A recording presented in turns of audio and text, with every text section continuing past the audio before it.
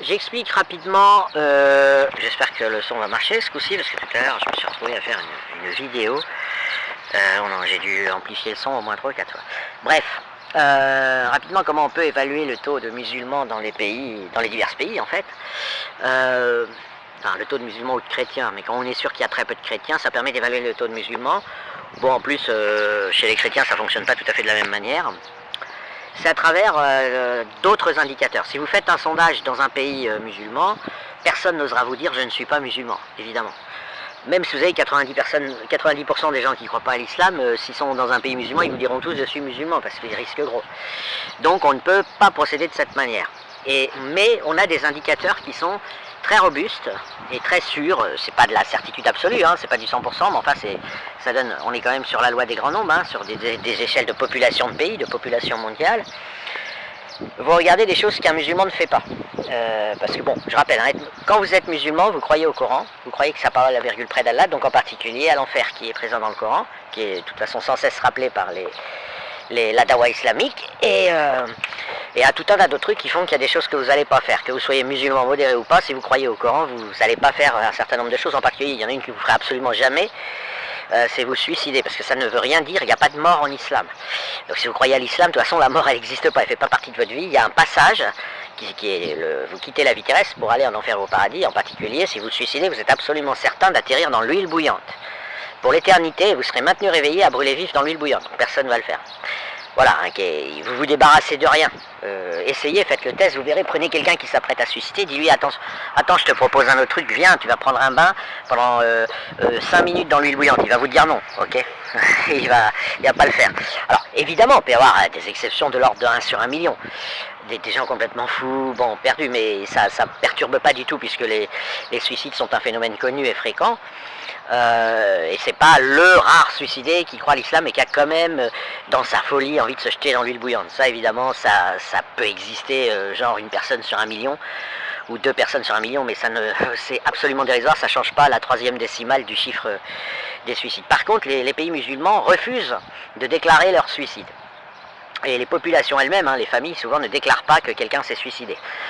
Parce que, évidemment, ça va entacher toute la famille et faire risquer, la famille va se retrouver face à des risques d'être une famille du genre, on ne croit pas à l'islam dans cette famille, et donc il serait exécuté par les autorités ou leur environnement. Donc c'est complexe d'avoir ces données, parce qu'une fois qu'on a les données, comme on sait que les musulmans ne se suicident pas, et en comparant avec plein d'autres pays en faisant une grosse ventilation, quand vous connaissez le nombre de suicidés dans un pays, vous connaissez le nombre de non-musulmans, en fait, à 1% près. Par contre, ce qui est difficile, c'est de connaître le nombre de suicidés. Par exemple, une enquête très très poussée qui a été faite par les instances internationales, parce que l'Indonésie a accepté enfin de s'y prêter, pas qu'elle souhaite apostasier, c'est pas ça, hein. L'Indonésie, on dit souvent que c'est un pays musulman, mais il n'est pas très musulman, il y a juste une petite région de l'Indonésie qui est très islamisée, ailleurs c'est un islam un peu de façade, et du coup elle accepte les entraides internationales, en particulier les besoins de faire des analyses avec des indicateurs, etc. Il a été remarqué qu'elle est divisée par 10 le nombre de gens qu'elle déclarait s'être suicidés. Donc ces déclarations par rapport à celles de la police interrogée, la police indonésienne, c'est un différentiel de 1 à 10. Au Maghreb, on a zéro garantie, ils refusent toute investigation internationale, ils refusent, ils disent faites-nous confiance, on ment pas, bon ils mentent hein, en fait, donc c'est pas simple. Par contre, on a pu, c'est quand même pas très difficile, donc on sait que l'Algérie, le Maroc et la Tunisie, ils ne sont pas aussi terribles que l'Indonésie, ils divisent par 4 ou 5 leurs évaluations. Donc par exemple, l'Algérie, vous avez 5 millions, enfin vous avez 5 personnes qui se suicident pour 100 000 habitants, donc je sais pas combien il y en a, hein, il y a peut-être 5 000 suicides en Algérie environ, ils en déclarent 1000. Voilà, pour faire simple. On est au niveau collège, j'ai promis une vidéo de niveau collège, donc on a un taux de suicide qui est juste, qui est à tel niveau. On arrive à évaluer le taux réel de suicide à partir de leurs mensonges, d'une correction du biais, hein. En l'occurrence il faut faire x5, x4, x5 à peu près. Pardon. Et voilà, donc Maroc, Tunisie, etc. Donc ça c'est un élément, hein. Là je fais que le suicide, parce que le suicide c'est très très facile à comprendre, puisqu'on sait que les musulmans ne peuvent pas se suicider. C'est totalement exclu, enfin le peu de musulmans qui se suicidera et ne va rien changer aux données chiffrées, ça va toucher la deuxième décimale. Donc là on est sur, on obtient grâce à ça et à tout un tas d'autres indicateurs et des exercices en fait de niveau collège, hein, parce que c'est des diagrammes de veines. Après il faut beaucoup de, comment dire, il faut croiser beaucoup de caractéristiques. C'est comme ça qu'on arrive à savoir qu'en Algérie par exemple il y a environ 55% de la part, il y a peut-être 60, peut-être 50, hein, mais disons prenons 55 à 5% près, c'est une évaluation très très très correcte, voilà, et qui est confirmée en double aveugle et qui est confirmée par tous les calculs croisés. Pareil, Maroc 40% environ, et c'est des fourchettes hausses, hein. Quand on dit croire à l'islam, c'est croire que le Coran c'est la parole de Dieu, vraiment, enfin, c'est le croire vraiment, donc ça ne veut pas dire prier, ça veut pas dire... Pour certains, tu n'es pas musulman si tu pries pas, dans ce cas-là il n'y aurait quasiment pas de musulmans dans ces pays, puisqu'il y a beaucoup de gens qui prient pas malgré l'Aden et compagnie. Donc voilà.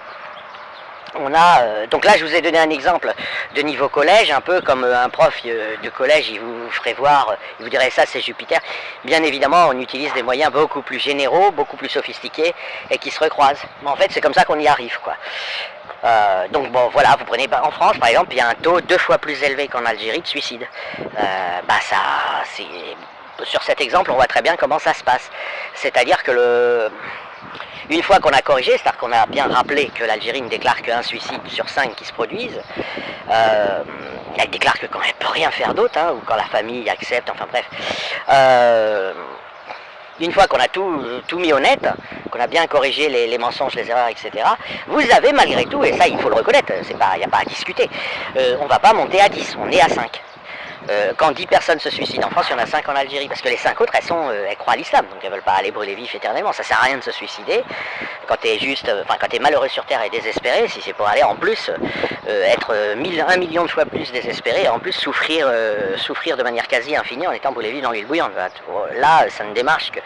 Voilà, les gens en général qui se suicident, c'est qu'ils essayent de mettre un terme à leur souffrance morale et parfois physique, hein. Il y a des suicides dus, enfin bref, des auto-euthanasies en quelque sorte.